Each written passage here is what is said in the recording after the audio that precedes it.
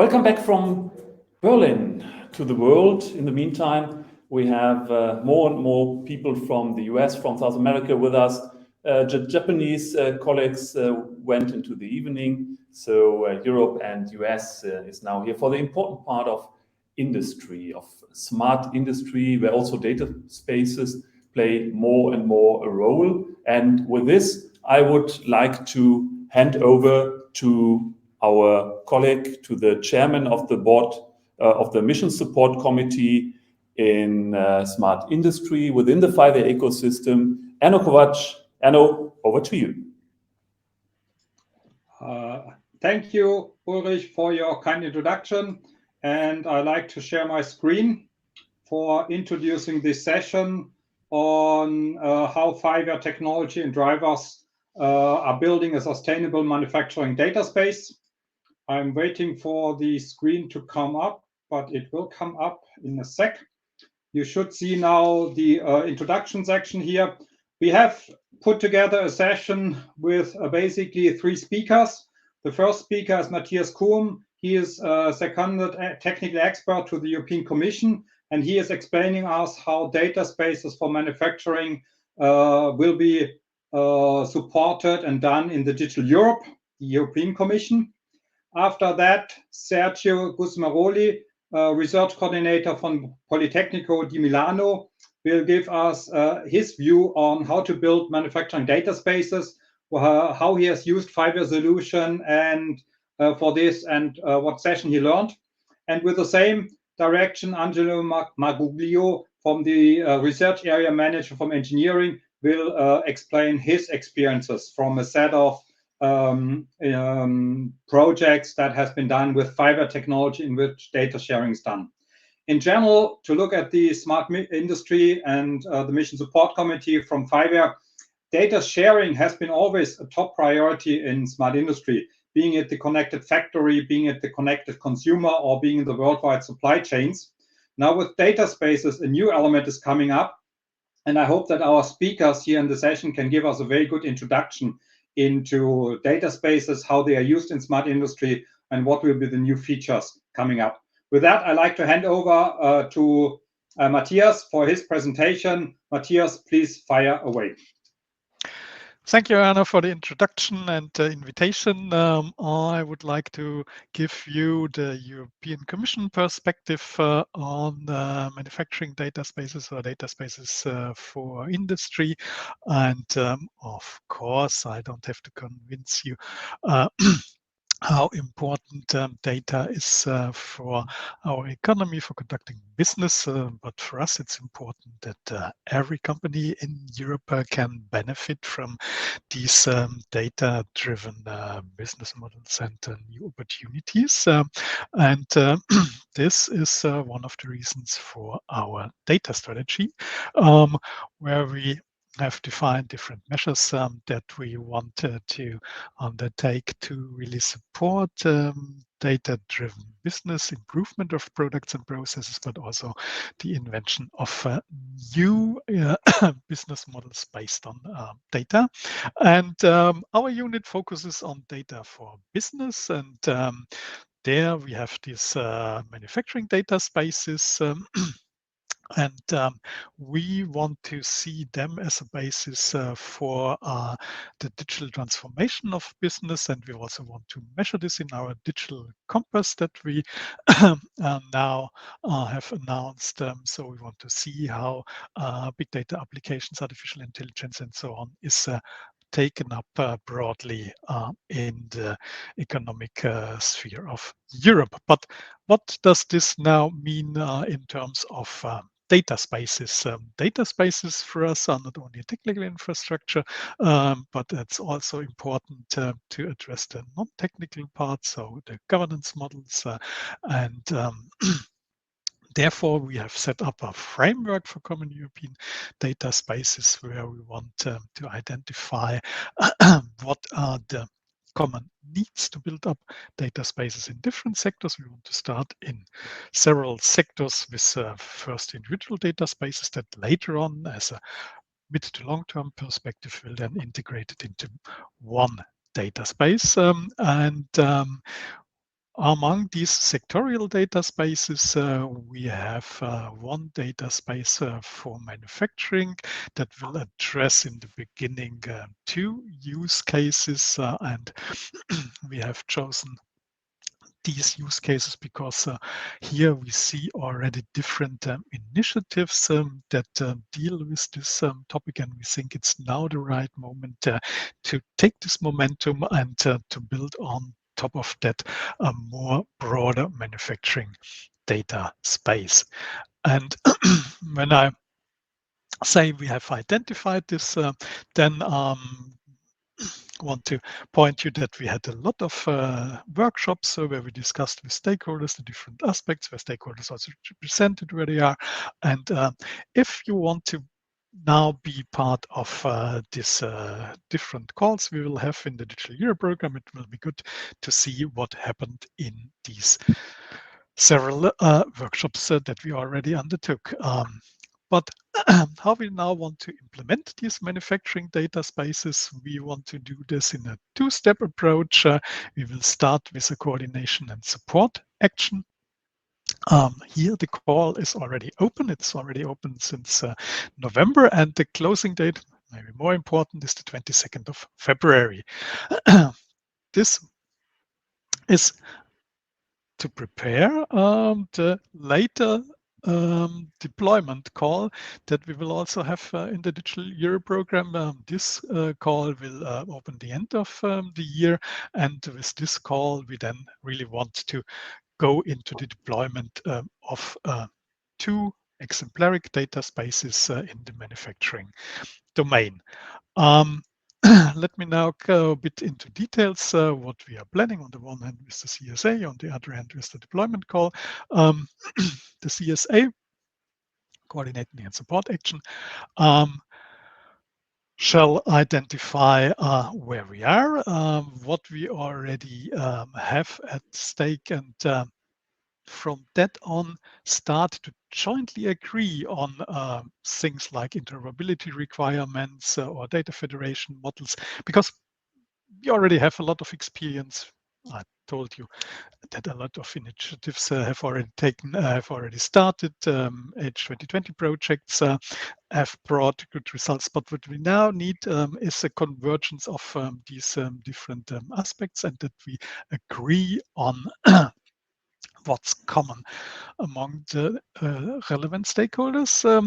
And the CSA shall also look into business models for such data spaces.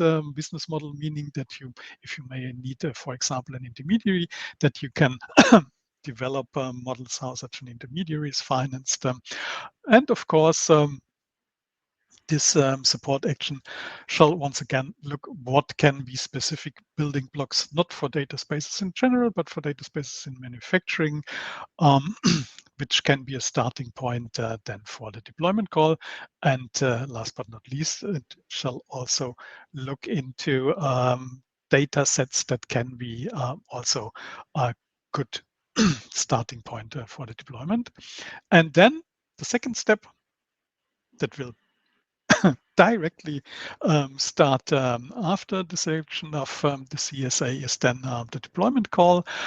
Here we really look for 2 data spaces for, on the one hand, use case supply chain management, on the other hand, for the predictive maintenance topic, where we think we don't need to start from scratch. We already see use cases in, for example, the Data Spaces Business Alliance, on which then such an implementation call could build on and enhance what's already there, make these stakeholders that are already in an initial embryonic data space have agreed on several standards and rules that they were broadened, and that especially SMEs will benefit from such shared data sets.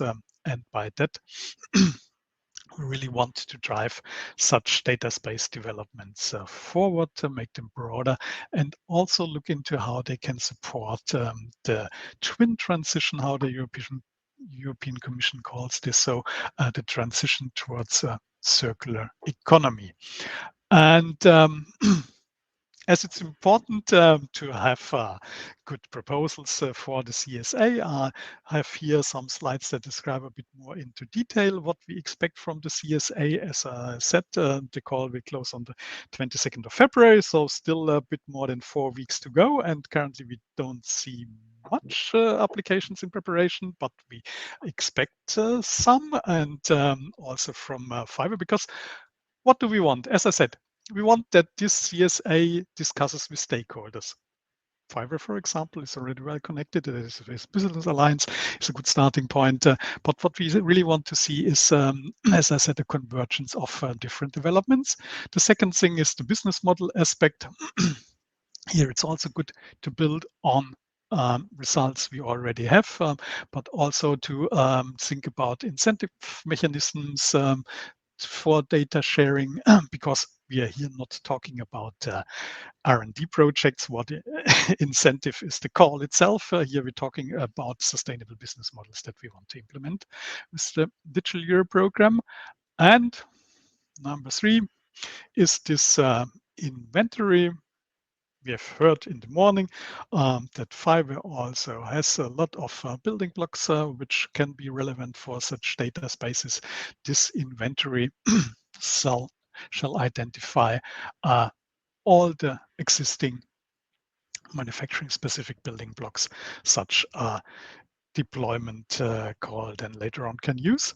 And last point, as I said, if there are already agreed data sets and data themes that can be shared and can be a starting point, then it would be good to see how they fit into the standards and blueprints that the CSA has identified that may be relevant for the implementation of such a manufacturing data space. And with this, I want to close. Important is to unite the expertise. This I've taken from the event, the Data Spaces Business Alliance organized in December. We want to build data spaces. We want to have you on board. I really encourage you to apply for our calls. And with that, I hand back to Arno. So thank you for this good introduction in how we are building the manufacturing data space in Europe. Thank you for keeping your time nearly perfectly with all the introduction section. That was perfectly done. With that being said, I hand over to Sergio. As you probably know, Sergio, he's a renowned expert in the smart manufacturing area with a lot of experience in European projects, in the business, as well as in the academia world. And he's going to tell us how Fiverr technology can drive sustainable manufacturing data spaces. Sergio, with that introduction, over to you. Yes, thank you. Thank you so much for inviting me. This is Sergio Cusmeroli from Politecnico di Milano. And in my presentation, I will really speak about how to turn data spaces into reality thanks to Fiverr. First of all, what do we mean by data spaces? We mean basically 3 things. Fair, high-value pools of data. Second, a software infrastructure or industrial data platform, in this case, to use and exchange the data. And in this perspective, we could follow the IDS reference architectural model. And third, we need to put in place appropriate means for governance models, business models, and for digital enforcing of these models. Next. I'm coming back to 2018 with the data package of the European Commission. And in this data package, there is an appendix which is called how the private business, B2B, could exploit the data economy in an ecosystem of European data space. 3 main models: open data, data monetization, and data exchange in a closed platform. I think this is very important because Fiverr could be really of help in all the 3 of these scenarios. For instance, in the next slide, you see an example of open data in manufacturing. Somebody could say, but manufacturing industry is very confidential, private data, and so on. Yes, it is true. but in many projects, and in particular in AI Regio project, we are going to build a network of didactic factories. And the didactic factories, you see here some examples. For instance, the Smart Factory in Kaiserslautern, the Industry 4.0 factory in Milano, the Industry 4.0 in Bilbao, the Swiss Smart Factory in Biel. So the point is, if we use common data models and if you use open industrial IoT frameworks and data analytics like FIWARE, we could really create open data for the manufacturing and to allow these didactic factories to exchange data, to exchange digital twins, to exchange simulation for the benefit of students, yes, but also for the benefits of SME. Next. The most relevant scenario in manufacturing is, however, data exchange in a closed platform. And this is something that it is also addressed by the two embryonic data spaces that Matthias mentioned before in the Digital Europe program. Here is one of these embryonic data space which concerns with the plant and predictive maintenance inside the plant.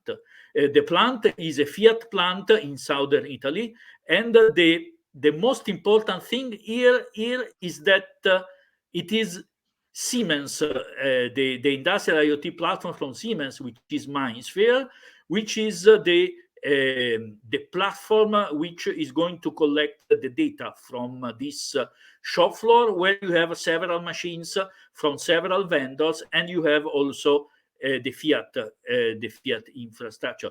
FIWARE has been used in order to collect all this data, and first of all, to create a data space for manufacturing inside MindSphere, which means using the tenants and the subtenants of the MindSphere platform. And so we use open source in order to create a data space.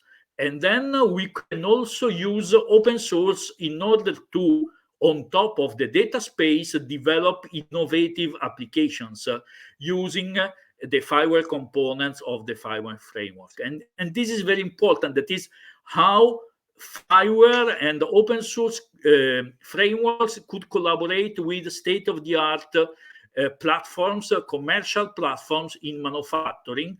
And it is in the spirit of deployment, in the spirit of Digital Europe. Next. In order to do that, we also did a business analysis, and this is very important. We have here 4 stakeholders. We have Fiat, which is Stellantis now, the car manufacturers. We have Prima, which is one of the machine manufacturers. We have, of course, the platform economy, MindSphere as a platform, and we have an ecosystem of SMEs using maybe FIWARE in order to develop advanced applications, for instance, for predictive maintenance. And the point is to analyze them through the lenses of the business model navigator, in this case, and so to understand how the business model has to be changed in the different actors in order to comply with the data space in a platform economy. Last is a slide that we provided to the European Commission and to Matthias in particular in one of the data spaces for manufacturing events. And we are going to show how the 3 different scenarios in vertical, open business models, open data, data marketplace, and data space in enclosed environment could match the 3 main pathways of the connected factories CSA: smart autonomous factories, product service factories, and hyper connected factories. And you have here examples of projects which are using FIWARE technologies in order to implement it. I mentioned just Boost, AI Regio, Market 4.0, and MIDI, where I was directly involved, but also other projects are using open source framework, and in particular FIWARE, to implement it. Thank you so much for your attention, and I give the floor to Angelo. Thanks, Sergio. Hello, everyone. I'm Gianno Marguglio. I'm the head of the Digital Industry Unit with the R&D Lab of Engineering, and I will follow on the same direction of what has been presented by Sergio. Try to go with somehow facts and some useful links that I want to share with you all, specifically to learn more on which are the achievements that we have done within our Smart Industry Mission Support Committee. So first of all, a key important message. Fiverr, if you already have been following the event or you know the community, is a really vibrant ecosystem that is already delivering solutions that can be from now used to build your own data space for manufacturing. So we already have a lot of solutions, technology building blocks that can be used. So also the roadmap work that has been mentioned by Matthias is something that can for sure rely on some of our components. I don't want to spend too much time on these technical building blocks that can be used for building data space using Fiverr technology, since tomorrow, I think at 11:30, we have a dedicated session to go in detail from this technical perspective. But I want to mention some of these components, since they have been already mentioned this morning. For instance, the Smart Data Model initiatives, the DLT approach based on Canis, but also the Fiverr 3 connector, that is an IDS-based implementation for establishing IDS-based data spaces. We have a data publication portal like Hydra and many others. And as most of you may know, Fiverr is not about taking it all, but you can just pick the right components that can solve your issue and then build on top of them, as already, for instance, mentioned by Sergio in the Boost 4.0 project. And you will find all the details in the catalog. But as already also stated by some other colleagues in the other session, I want to give some facts and success stories that we already been developing from the past, but also some current initiatives, ongoing initiatives that we are using to enrich the portfolio of solution that Fiverr can provide you in creating data space, but also providing concrete business case where this has been realized or where is happening. So I will touch several examples, but I'm aware that I will be quite quickly since time is running. But as mentioned, you will find all the details in the all the links in the slide. So first of all, Market 4.0 has been already mentioned by Sergio. Is a project that has been designing and implementing a data space for the metal domain, for the high-tech domain, specifically to bring all the end provider, supplier, and then also the end user in a multi-site platform that has been recently launched, and you will find also the link in the slide. And as you can see also in some of the logos that are here, all the infrastructure of this platform is based on the IDS architecture. And as mentioned, some of these components are also available as part of the Fiverr catalog. Sorry, another point that I want also to point out that in each of these example on embryonic data space that has been built in past or close to the hands projects that already linked with the two main scenarios that has been mentioned by Matthias. So the one dealing with the data space in the supply chain, and the one dealing with the asset monitoring or predictive maintenance. So this second success story has come from the Musketeer project and is mainly focused on the asset management. But here we touch another interesting point that has been mentioned this morning by Hannah in the overall introduction. That is how we can rely on the data space for build more secure, more efficient AI-based solution. In this project, we have been adopting Fiverr technologies also to implement some federated privacy-preserving scenarios.